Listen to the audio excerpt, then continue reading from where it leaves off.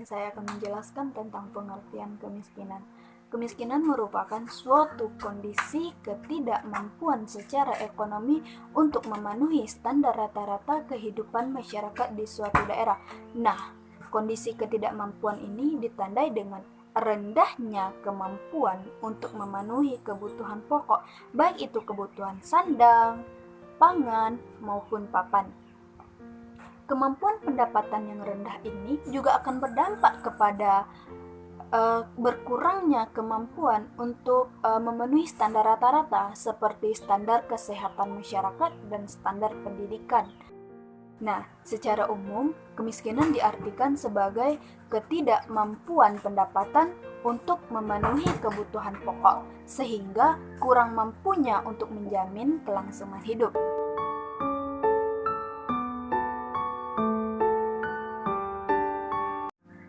Berdasarkan Undang-Undang Nomor 24 Tahun 2004, kemiskinan merupakan suatu kondisi sosial ekonomi seseorang atau sekelompok orang yang tidak terpenuhinya kebutuhan dasarnya, baik itu untuk mempertahankan ataupun mengembangkan kehidupan yang bermartabat.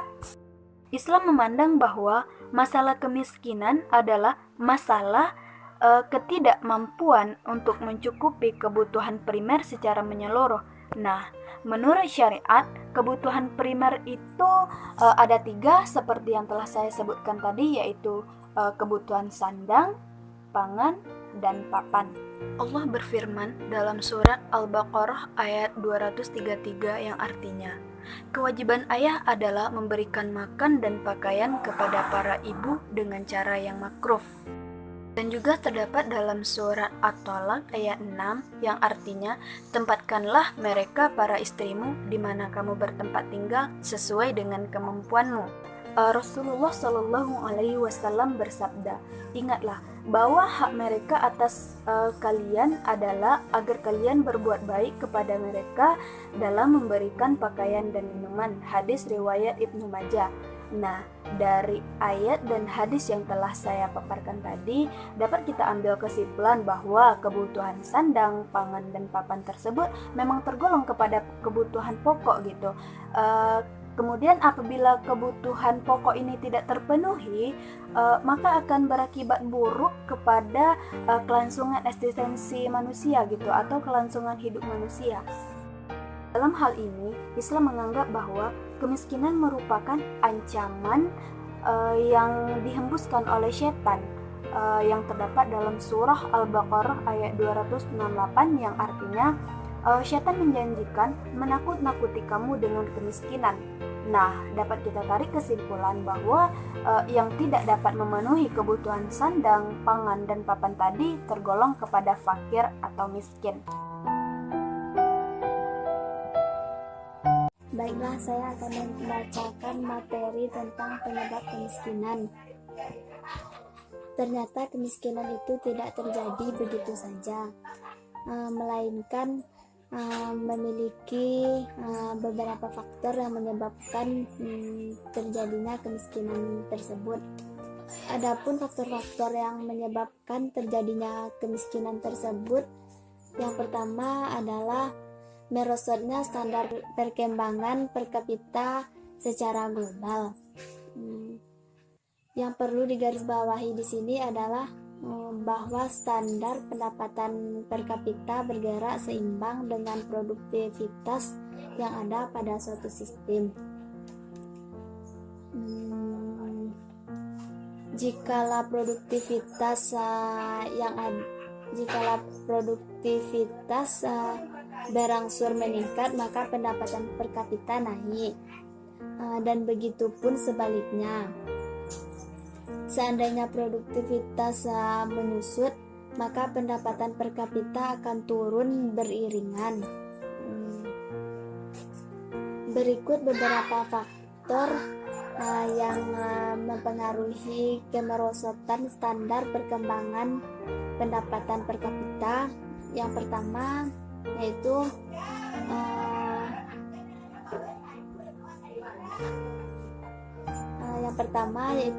naiknya standar perkembangan.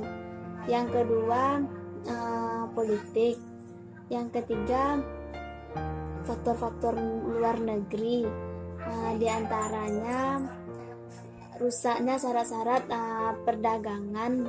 Yang kedua, beban hutang. Yang ketiga, kurangnya bantuan dari luar negeri. Yang B yaitu etos kerja dan produktivitas masyarakat. Faktor ini sangat penting dalam pengaruhnya terhadap kemiskinan. Oleh karena itu, untuk menaikkan etos kerja dan produktivitas suatu masyarakat harus didukung dengan SDA dan SDM yang bagus, serta jaminan kesehatan dan pendidikan yang bisa dipertanggungjawabkan dengan maksimal. Yang C yaitu biaya kehidupan yang tinggi. Melonjak tingginya biaya kehidupan di suatu daerah adalah sebagai akibat dari tidak adanya keseimbangan pendapatan atau gaji masyarakat.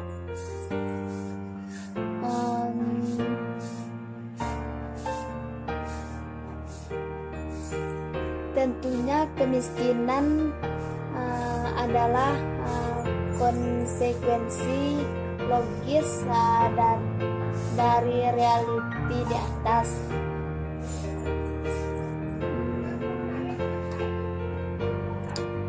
Hal ini bisa disebabkan karena kurangnya tenaga kerja ahli dan banyaknya pengangguran. Yang D adalah membagikan subsidi income pemerintah yang kurang merata.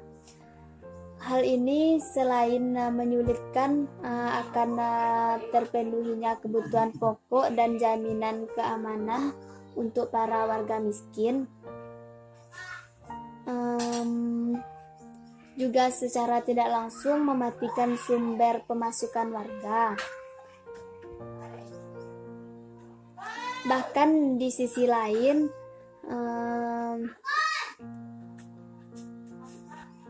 rakyat miskin masih terbebani oleh pajak negara.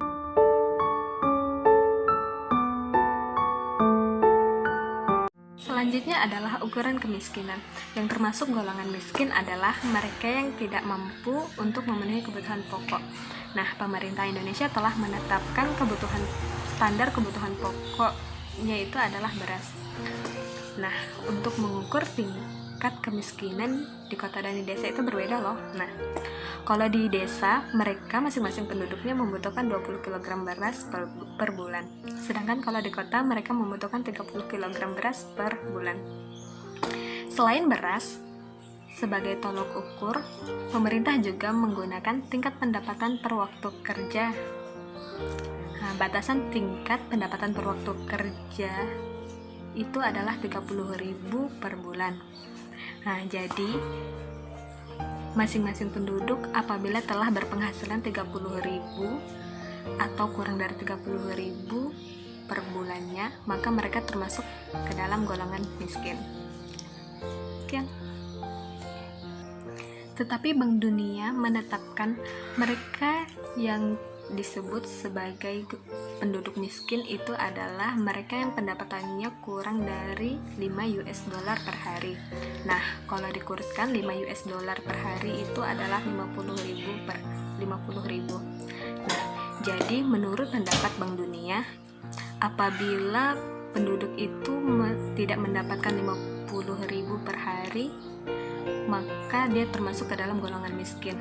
Nah, jadi jika diterapkan di Indonesia, maka semakin banyaklah penduduk miskin di Indonesia. Baiklah, materi selanjutnya yaitu solusi kemiskinan. Kemiskinan menjadi sebuah persoalan yang selalu ada di setiap era. Tentu banyak faktor yang menyebabkannya, mulai dari sikap malas bekerja hingga tidak mampu bekerja karena satu hal tertentu, seperti tidak memiliki keahlian, tidak punya daya, dan lain sebagainya. Bahkan ada juga kekuatan yang membuatnya menjadi miskin atau miskin struktural. Begitupun pada masa Rasulullah, ada sahabat atau orang-orang yang mengalami persoalan kemiskinan. Lalu, bagaimana Rasulullah menyelesaikan persoalan kemiskinan?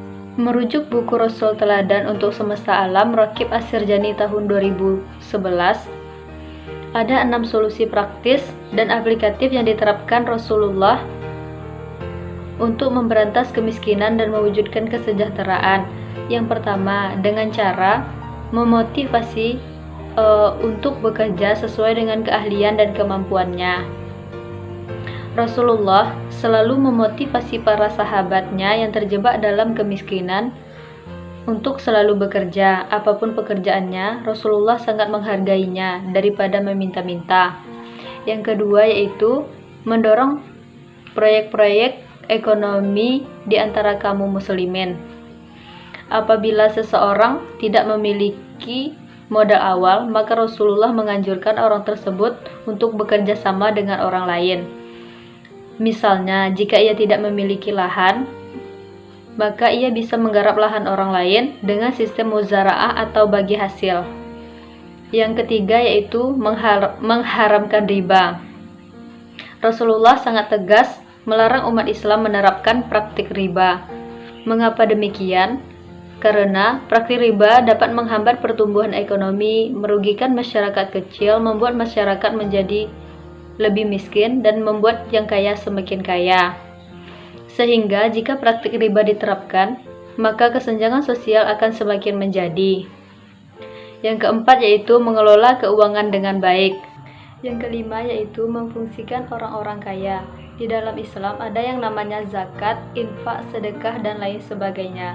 Itu merupakan ibadah yang bersifat sosial, di mana orang-orang kaya yang memiliki kecukupan harta memberikan sebagian hartanya untuk saudara mereka yang miskin dan yang membutuhkan. Dan yang keenam yaitu memanfaatkan APBN atau Baitul Mal dengan sebaik-baiknya. Uang negara dihimpun untuk pajak bisa menjadi solusi untuk mengentaskan masyarakat dan umat dari kemiskinan.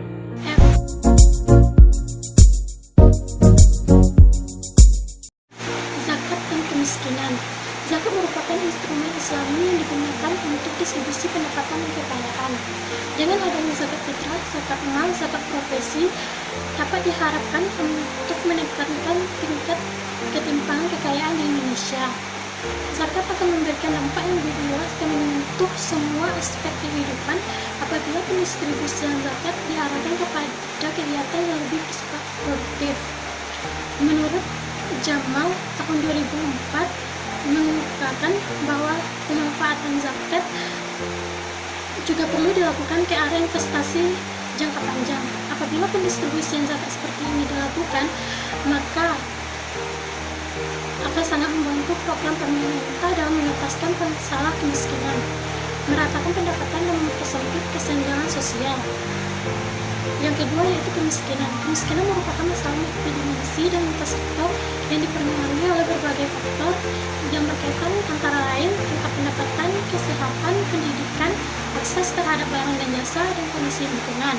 Angka kemiskinan yang tinggi di Indonesia menjadi bahan evaluasi bagi bangsa ini untuk mencari instrumen yang tepat dalam mempercepat penurunan kemiskinan tersebut.